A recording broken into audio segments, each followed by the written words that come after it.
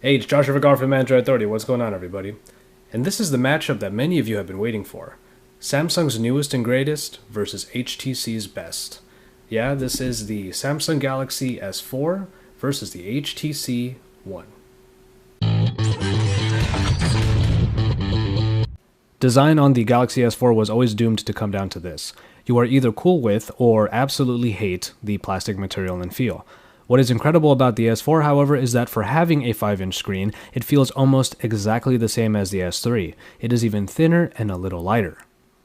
The HTC One has gotten praise for its aluminum body and is certainly one of the best looking smartphones available. The body comes around the 4.7-inch screen and makes the phone shine. Quite literally.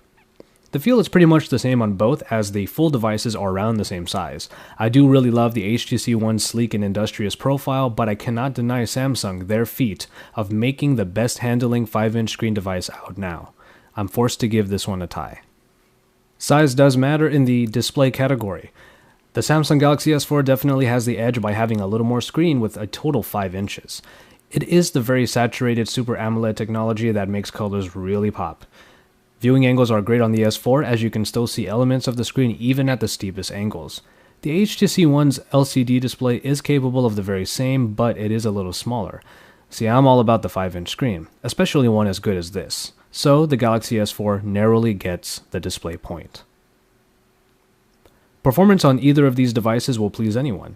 You'll be zipping through either BlinkFeed or TouchWiz with absolutely no problems. That is because the Snapdragon 600 processor powers these flagships. The Antutu score draws the line, however, as the HTC One clocks in at 1.7 GHz and scores a little lower than the 1.9 GHz powerhouse found in the Galaxy S4. In terms of raw numbers, the S4 just barely gets the point, but come on. Either variant here will bring you a lot of wonderful speed and enjoyment. It's no secret that the Galaxy S4 comes with a bevy of new bits and pieces, mainly in sensors. See the full review for a comprehensive list, but I will mention the infrared sensor for air gestures, a gyroscope for pedometer abilities, and a sensitive screen that converts your finger into an S Pen. Not to mention the ability to remove that back cover and gain access to the replaceable battery and SD card slot. The S4 really does offer quite a lot. The HTC One, on the other hand, doesn't offer nearly as much as the S4, but has a couple aces in the hole. We'll get to the camera in a bit, but boom sound beckons. These front-facing speakers are spectacular performers and make the HTC One a nice little sound system.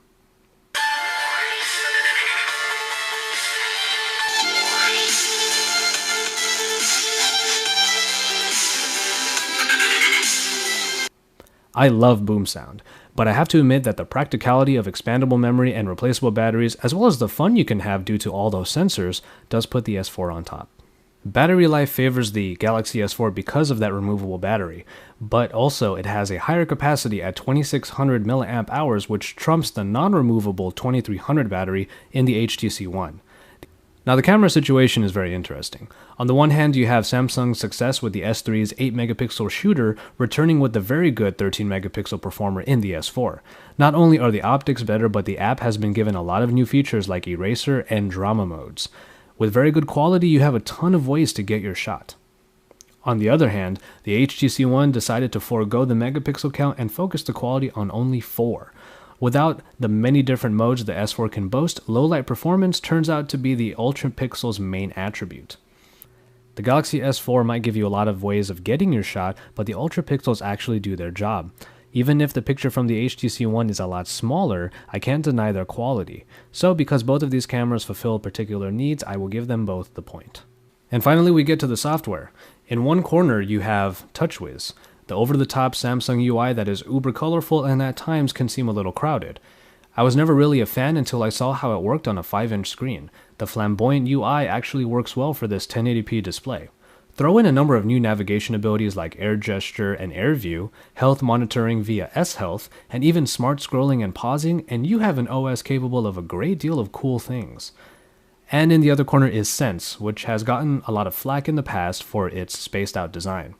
But Sense 5 revitalizes HTC's UI with a better coat of polish and BlinkFeed, in addition to the home screens that consolidates social media and news outlets into one easy-to-navigate panel. It's a great addition that I actually used a lot more than I thought I would. If the HTC One was rocking an earlier version of Sense, it would have lost right away. But I have to give BlinkFeed credit for taking up quite a bit of my time. TouchWiz finally looks alright to me, and its additions are quite fun to use. I will give this one a tie because, to be honest, I have fun and get things done with either one. Now, pricing on both flagships will likely be around the $200 mark for 2-year contracts in the US. Otherwise, the HTC One Unlocked actually comes in at the cheaper price of around $575 compared to the $700 unlocked price of the S4.